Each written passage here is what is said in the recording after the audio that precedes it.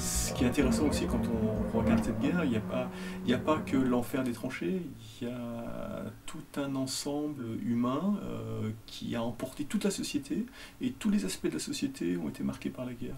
Et ça, c'est vraiment intéressant de voir justement ces à-côtés. Et on a un peu perdu, dans le souvenir de la guerre de 14, on a un peu perdu ce qui était en dehors de la guerre des tranchées.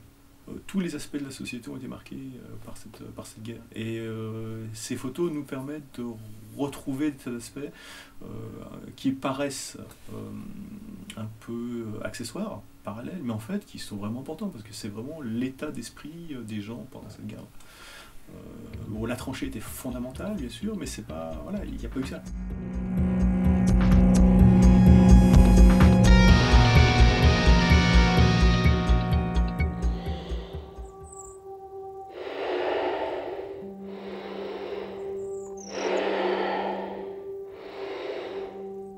Les masques, les leurres, les défigurations, voilà, c'est vraiment tout ce qui fait l'individu disparaît dans cette guerre. Et c'est en ça qu'elle est profondément traumatisante. Et profondément dans le silence, dans la difficulté du récit. Et on voit bien, dans toute la production littéraire, artistique qui a lieu après, il y a cette angoisse-là. Alors ça se voit dans la littérature en France ou dans le graphisme en Allemagne. Il y a toute une production graphique allemande de peinture, de dessin, de gravure, justement là-dessus, sur les hommes sans visage.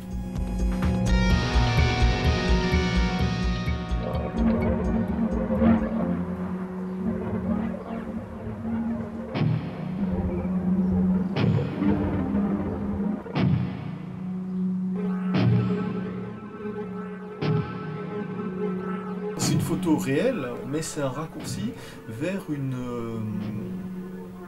donnée quasiment métaphysique, totalement abstraite, mais très très profonde, et que voilà, qu'on mettrait des pages et des pages à essayer de décrire, et grâce à la photo, c'est là. Donc ça, c'est une sorte d'ouverture brusque sur le cœur des choses.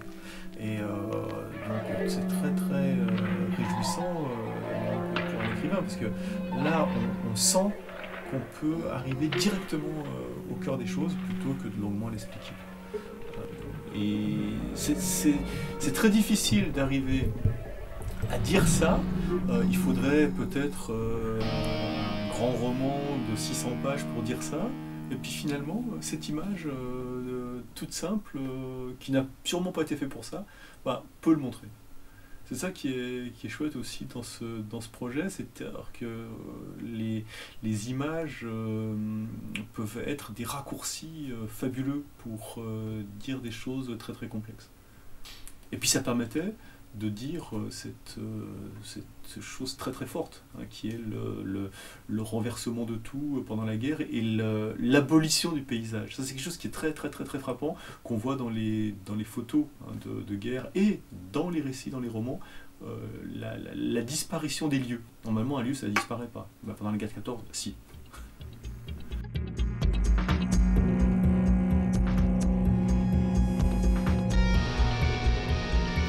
J'aimerais bien que toi, ce que je fais, ce soit une partition, que des gens puissent le prendre. Dans cette guerre, l'artillerie ne marche pas. L'attaque ne marche pas. On est coincé. Alors on creuse. Et à l'abri des regards, on livre d'obscures batailles souterraines. On fait venir des mineurs, ils creusent à genoux, au pic, on les ventile, on évacue discrètement la terre. Régulièrement, on écoute.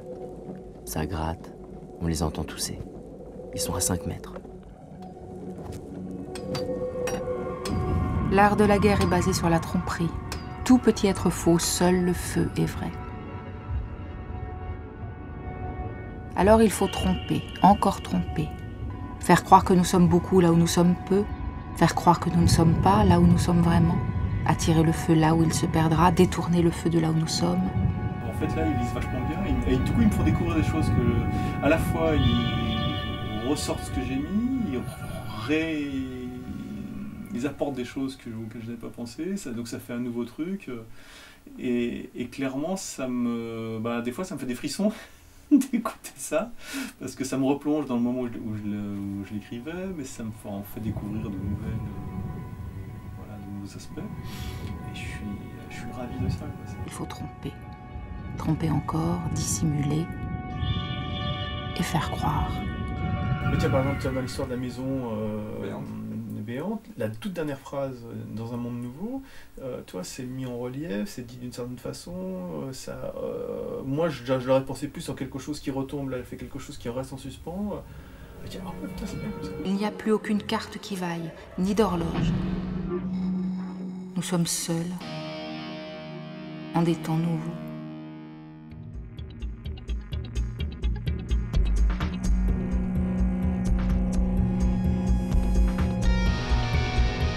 Alors quand j'ai vu la commande, je me suis dit oh là là. Et en fait ça marche très bien. Mais comme quoi les contraintes ont des vertus. Voilà, c'est très créatif les contraintes. Je me demande si la pluie effacera ce que j'écris. Je me demande si à force d'avoir les grelots, je vais pas finir par en jouer. Je me demande si je vais pas me faire porter pâle avec un bobard. Je me demande si un petit coup de casse-patte ne serait pas indiqué avant que le doublard ne siffle le début du quadrille. Donc j'ai aussi consulté le petit dictionnaire des mots des tranchées. Il y avait tout un argot comme ça, dont certains mots sont restés, d'autres pas. C'est bien, ces états de la langue qui sont un peu anciens, où on reconnaît des choses, d'autres choses qui ont complètement disparu. Et c'est toujours un plaisir de faire émerger comme ça des mots disparus. J'adore réutiliser des mots disparus. Je me demande si les taupes aussi veulent continuer à remettre ça. Je me demande si mon tire-boche atteint vraiment sa cible. Et bon, il y avait une contrainte, cette espèce de phrase qui revient, je me demande si, je me demande si, je me demande si.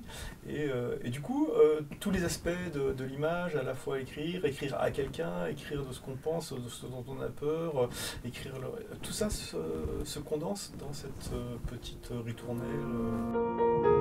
Je me demande si cette fois-ci encore, il faudra y aller à la fourchette. Je me demande si tu m'attends toujours. Je me demande si je reviendrai.